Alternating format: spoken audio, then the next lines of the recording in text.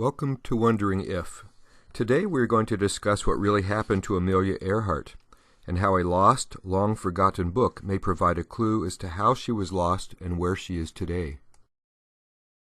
Most people know that she was the world's first well-known female aviator, and that in 1937, while on a flight around the world, she disappeared somewhere over the Pacific.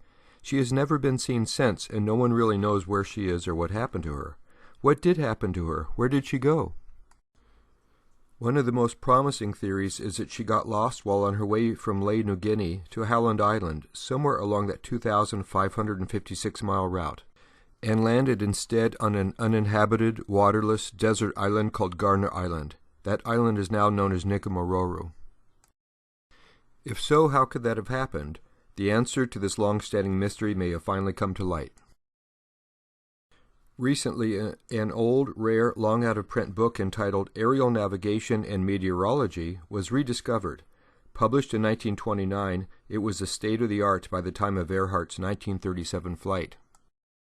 The key to the mystery may be what was at that time an almost unknown and potentially devastating phenomenon called magnetic variation.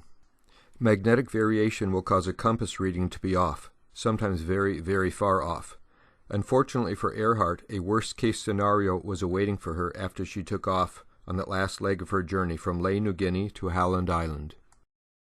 Let's take a look at the magnetic variation chart in the book. As you can see, the magnetic variation lines vary in intensity throughout the world. As you can see here, magnetic variation in the South Pacific along Earhart's route has a tremendously variable range, ranging from 0 degrees at New Guinea to 9 degrees along her route. Here you can see her final destination point at New Guinea, circled in yellow on the left. Her intended destination, Howland Island, is circled in yellow on the right. That means that when she took off from New Guinea, at 0 degrees variation, her compass reading would be accurate there. But as you could see in the orange box, it would jump to an incredible 9 degrees in variation along her way to Howland Island. This is the highest magnetic variation on the planet, according to the book, and it would come with virtually no warning and no way of knowing it.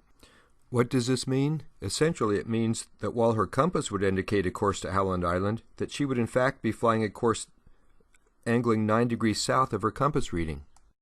Because of this magnetic variation in the South Pacific, she would have ended up approximately 350 miles south of Howland Island, right on Gardner Island, now known as Nikomaroro. Our thanks to the Earhart Project for those graphics. It could only be speculated at this time, but the lost book raises a very real possibility that magnetic variation, not piloting error, led her to the uninhabited island, where she most likely died of thirst when no rescue is forthcoming. If her remains are found in Nikomaroro, the explanation as to why she ended there is likely to be found in the lost book. Published in 1929, a lifesaver for those who studied it, a deadly trap waiting to happen to those who didn't.